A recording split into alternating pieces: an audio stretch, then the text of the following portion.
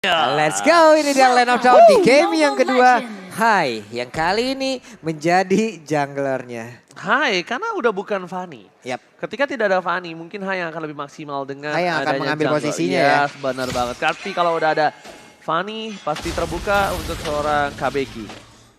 Dan sekarang dari masing-masing junglernya pun udah langsung mengamankan ke arah dari purple buff-nya. Belum ada gangguan dari masing-masing roamernya. Mereka masih tenang kecuali untuk sekarang ada Keyboy. Perlahan tapi pasti mulai maju ke depan mencari informasi, melihat kemana lagi nih arah perginya. Oke, dengan Underdog Wonders diamankan oleh Sans terlebih dahulu, tapi Sans ingin lebih. Ada Fluffy di sana telah memberikan informasi kalau Hai harus berebut di arah jungle-nya. Shadow telah dikeluarkan, Sans udah mulai sekarat tapi Retribution telah dikeluarkan membuat Sans kali ini tidak bisa bertahan lebih lama lagi dan harus mundur ke arah belakang. Tidak boleh terlalu terburu-buru dan ingat, mereka mau grogotin Profesor KB. Mereka mau ambil di sini semua jungle yang dimiliki dari seorang Hai. Godiva memfollow up. Sans sekarang tapi lihat ada Guiding Wind di sana berhasil diselamatkan, nampaknya tidak. Satu hit terakhir membuat Hai hampir saja bisa ditumbangkan, untungnya belum ada cutthroat. Karena Sans tadi berinisiasi untuk mau lebih dalam lagi. Bahkan ngereset dari orange buff-nya ini ngebeli waktu banget sih. Dan lihat high-nya juga benar-benar di pressure dari segi waktu. Ini dia yang mungkin tidak kita lihat di game yang pertama. Yang tekanan dari Keyboy. Yang bahkan bisa dibilang baru muncul di game yang kedua. Dan akhirnya terlihat sudah untuk dari Onyx Esports mereka mendapatkan keuntungan di awal ini. Ketinggalan level pula untuk Hai-nya masih level 2 dan sekarang masih berkutat di area dari Orange Buff. Sementara untuk Sans udah level 4 cutthroat-nya udah bisa digunakan. Dan dia pun melakukan farming dengan sangat-sangat cepat. Pattern yang dia miliki sekarang masih berada di dalam area jungle dia sendiri. Lalu mungkin sesaat lagi akan berkumpul di area dari Turtle. Stiker MSC dikumandangkan oleh Onyx Esports yang pernah menjuarai MSC di Filipina waktu itu. Akankah Onyx Esports kembali menjadi wakil atau bahkan Onyx Esports dipupuhkan harapannya oleh tim Aura Fire? Ya, karena game pertama sudah dimenangkan oleh teman-teman dari Aura Fire. Betul. Itu. Dari segi setup turtle-nya sepertinya sudah diamankan oleh Onyx Esports. Ini bisa dibilang bukan reverse psychology. Apa lagi? Tapi ini adalah reverse gameplay. Reverse gameplay. High-nya ditahan sama kayak Sans waktu di game yang pertama. Sehingga mereka nggak bisa nge-turtle. Dan di game kali ini malah Onyx yang bisa nge-turtle dengan bebas dengan Fanny. Bebas banget gak ada gangguan. Bagaimana Pak Ketua? Ini dua hero yang tadi berada di area Turtle. Ini nyaman banget Pak. Ini bukan reverse psychology, reverse gameplay. Itu dia yang akan coba diamankan oleh Keyboy. Lihat, Keyboy bakal di follow up. Dan bahkan Keyboy gak bisa pulang. Untungnya Godiva level 3. Itu kalau Godiva level 4 itu down. Udah bisa dipastikan. Bakal didorong lagi dengan Tyrant Rage ya. Itu dan bahkan Kabuki dia memotong dari sisi samping langsung menggunakan satu buat Way of Dragon. Dan bahkan Flicker harus digunakan tapi it's okay, no problem. Sedangkan di sisi lain macam Black Choose membuat Drian masih selamat dan Sans tidak mau tinggal diam. Menuju ke arah belakang. Hai, telah bergerak menggunakan satu buah Shadow-nya tapi ternyata di sini Godiva. Oh my god, agresif. Terror Rental Shadow Kill. Sans still survive, oh my god. In the bottom lane. Lihat pergerakan Sans tenang kabur ke arah belakang dan dia bahkan tidak terpick off. Masih ada Dewi Fortuna di dalam tubuh Sans, dimana tadi damage-nya agak sedikit terbagi nih Pak. Dengan Rokursa yang bertepatan sebelahan loh tadi. Gue udah nahan banget suara gue. Iya. Gue udah nahan banget suara caster gue. Iya. Karena Gak masih, bisa Pak. Karena masih puasa kan. Gak bisa Pak. Kenapa ada momen seperti itu? Gak bisa, keluarin aja semuanya. Ingat, momen gak bisa dibeli. Oke, Momen gak bisa Profesor KB. dibeli. Tapi sebelum ngobrolin talent Profesor KB, ini di arah top lane sana.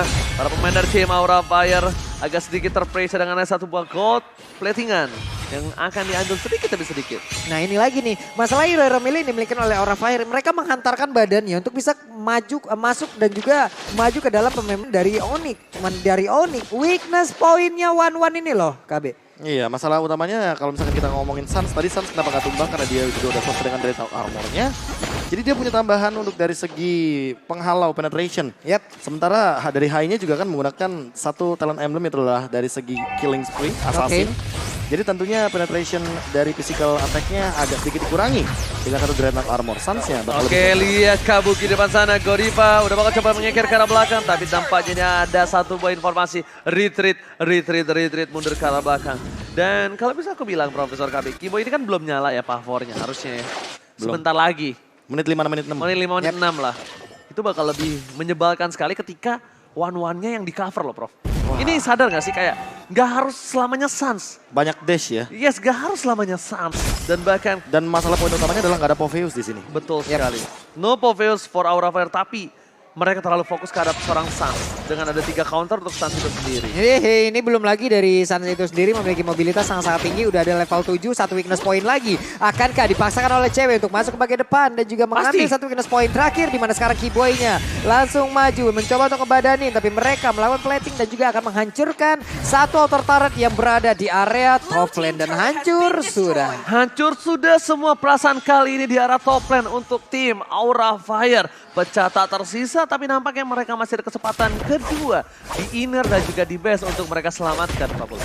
Wow, mendadak langsung ke perasaan tadi Pak ya. Iya, Padahal balik lagi turret sih. loh yang hancur di situ. Karena gini Pak, turretnya hancur, itu kan nggak bakal bisa kembali lagi. Ya. Karena emang terkadang hal yang udah nggak kita miliki, itu berharga sebenarnya ketika udah kita nggak miliki lagi Pak. Iya makanya ya kita tahu ya, karena sesuatu itu jauh lebih berarti kalau sesuatu itu telah pergi, dan sekarang ada lagi satu shadow kill masuk ke dalam tubuh Suns, tapi sepertinya tidak memberikan efek apapun. Malah untuk Sansa masih melenggang dengan begitu bebas, ditabrak sudah Godipanya, masih punya boncing ball, dilemparin solo pendek ke bagian depan, tapi belum ada weakness point pun yang terbuka sejauh ini. Malah dari Keyboy-nya mulai terjebak, tapi untungnya Keyboy masih punya guiding wheel, dia pergi dari tersebut. Ada lagi Mystic yang sudah membuat Suns agak terimmobilize di area yang tengah dengan adanya pergerakan yang langsung di-shutdown begitu saja. Kalau aku sih melihatnya tidak akan ada invasi lebih dalam lagi kalau bukan karena purple buff.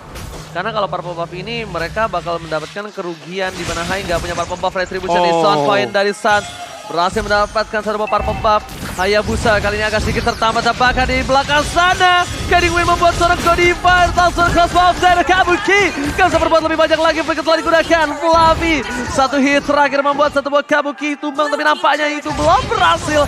Dan di sisi lainnya turret hilang untuk 2 di mid dan juga di top lane. Wow. Membuat Aura Fire benar-benar kali ini mendapatkan kerugian. Suns is coming. Pestager ke arah belakang. Suns, dia bukan salah satu Fanny yang masih mendapatkan Downing Like. Pestager pun harus down. Dibalaskan keadaannya.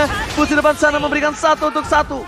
Kalau bisa aku bilang ya, Profesor, Suns bukan yang terlalu fast-hand banget. Iya. Ini bukan set-set, tapi dia on point. Itu dia. Yes. Poin terpenting adalah dia benar-benar menargetkan ke arah facehugger dan bahkan dari cutthroat-nya benar-benar on point banget, memberikan dealing damage yang cukup tinggi. Namun sayangnya energi manajemennya mungkin yang kurang diperhatikan, karena mungkin ya balik lagi. Yang namanya pemain lagi di dalam arena pertandingan, adrenalin rush itu adrenalinnya beda ngatur lagi. banget. Beda Nggak ada yang lagi. ngatur. Iya, belum lagi malah kita juga udah melihat ya ada penurunan energi lagi yang dilakukan terhadap Fanny itu sendiri. Nah, sekarang bootsnya sudah berada di area dari Turtle. Belum lagi pergerakan pemain-pemain yang berbeda. Sementara untuk Kabuki sudah mulai ketahuan. Dan dia pun pergi dari area tersebut dengan Jet Kundo yang dia miliki. Bersatu lagi dengan rekan-rekannya. Dan apa yang akan terjadi saat lagi di mana Turtle-nya udah mulai dicolek-colek pula oleh cewek. Dan bukan hanya itu aja, lihat purple buff lagi yang akan menjadi pilihan Suns is coming. Kadi Wasa keluarga bersama dengan Saksi. Udah pakai di depan sana. Suns men-take over satu buah purple buff. Hai, harus mundur ke arah belakang. Godiva nggak bisa menyelamatkan purple buff yang dimiliki dari seorang Hai. Lihat, take over yang manis langsung diambil tanpa kontes, Profesor. Iya, bahkan kita mengingat ya, tadi Suns kan dapetin 1 poin untuk yang minus cooldown retribution. Itu cuma 2 detik.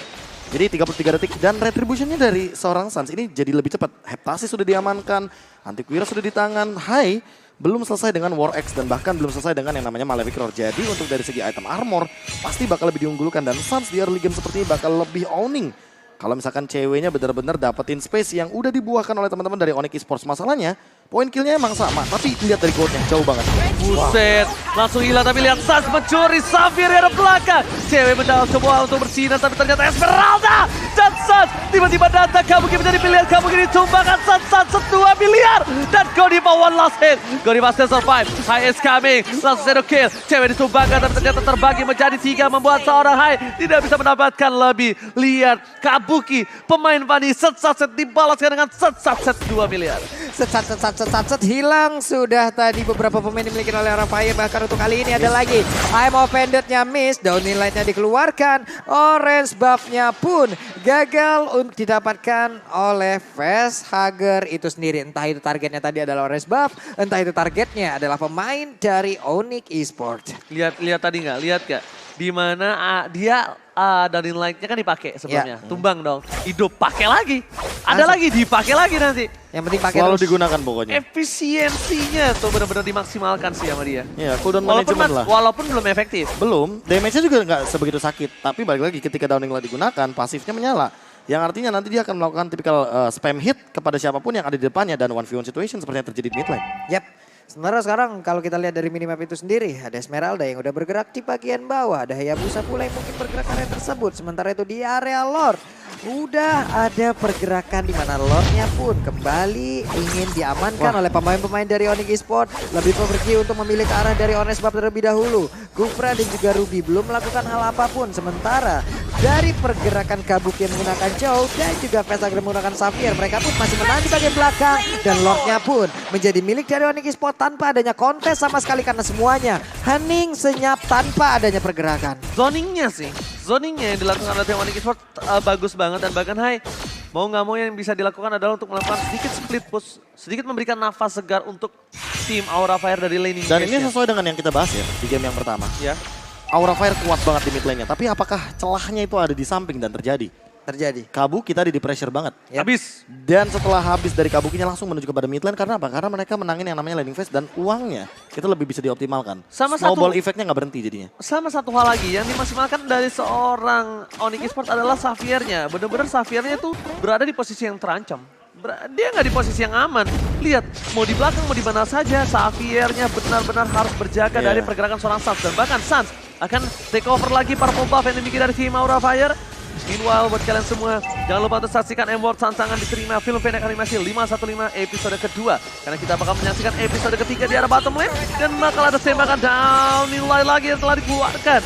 Shadow Kill untuk melakukan clear mid, tapi nampaknya belum efektif. Retribution dan bahkan Boot masuk ke arah belakang. Besaka menjadi pilihan, tapi ternyata Boot kali ini masih bisa bersama menuju ke arah satu buah best turret yang pecah. Dimaksimalkan oleh seorang Asia. Tapi di depan sana, para pemain dari tim Onyx Esports mundur ke arah belakang. Cewek nggak berhasil di take down dengan satu buah Shadow Kill, Profesor. Wah, ini dipaksain banget sih. Dipaksa banget tadi di arah bottom lane. Karena kalau nggak dapat mereka rugi loh. Iya ini dan sekarang mereka akan melakukan hal yang sama lagi. Karena di bagian belakang udah ada Valistarmo dari Mas belum miss juga.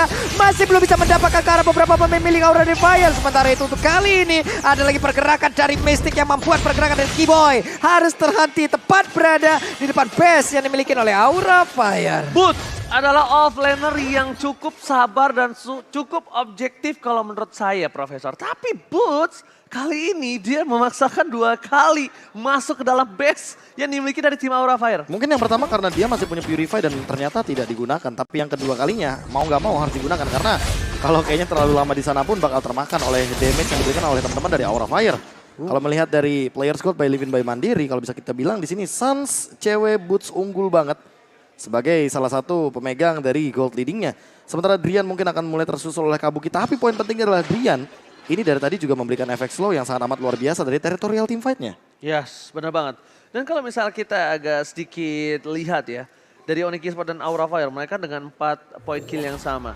Dan juga goldnya yang jauh banget. Ini yang membuat Onyx Esports berani nabrak ke arah belakang. Karena difference gold bisa sampai 10.000 aja, itu udah pasti lo nabrak harusnya menang. Ya, karena mungkin damage 2 deal-nya item. nggak cukup. Karena mungkin 2 item perbandingan antara tim lo dan juga tim musuhnya. Makanya damage deal-nya nggak cukup, sementara damage deal dari tim kita itu lumayan cukup. Dan laning management, ini dia yang dipertontonkan oleh Boots. Karena dia tahu Lordnya di arah bottom lane, dia mau main mirror dan dia mau ngedorong juga untuk memberikan pressure di arah top lane. Sehingga teman-teman dari Aura Fire nggak bakal bisa kontes 5 lawan 5 di bagian Lordnya. Ini Lordnya mereka udah sabar lagi, tapi ternyata Fluffy maju ke depan untuk mencari informasi. Dia melihat ada beberapa pemain dari Onyx Esports yang udah mulai berkumpul. Bahkan untuk kali ini Godiva akan siap untuk maju ke bagian depan, tapi ternyata tidak. Karena dia lebih memilih untuk mundur terlebih dahulu karena tidak baik untuk memaksakan. Tidak akan ada pemaksaan untuk kali ini. Godiva pun tahu. Godiva nggak bisa masuk lebih dalam. Dia masuk, Lord muncul, dia bakal hilang karena dia butuh Godiva. Aura Fire butuh Godiva untuk teamfight selanjutnya. Teamfight yang kali ini kemungkinan besar. Dari 2 laning phase yang dimiliki, ini bisa pecah 2 base turret, Profesor. Dan bahkan, kalau kalian sadar, Aura Fire belum mendapatkan turret sama sekali dari tim Onyx Esports. Makanya, pressure-nya benar-benar perfect banget dan bahkan Onyx Esports ini mengingatkan aku dengan beberapa tim yang bahkan gak cuma di Indonesia tapi di Filipina itu yang benar-benar poin killnya dikit, pressure-nya terus-terusan terjadi. Karena setiap menitnya. Dan bahkan kalau poin killnya terlalu banyak, itu bisa ada salah satu shutdown yang bisa membalikan keadaan. Jadi tapi lihat, yes bener banget. Kali ini para pemain dari tim Onyx Esports, Mereka pada udah standby on position. Di arah bottom lane. Mereka tidak ada yang bisa mengawal pergerakan dari Lozan. Nilai telah keluar dan bahkan best turret telah pecah di atas top lane. Onyx Esports, ACW tertangkap. Crossbow Offset belum dikeluarkan, tepakan. Crossbow Offset keluar. Membalikkan keadaan menuju ke arah best turret dan bahkan Flavi hampir down. Xavier jaga bisa bertahan. Onyx Esports berhasil mengamankan game yang kedua. Wow, 1-1. Wow.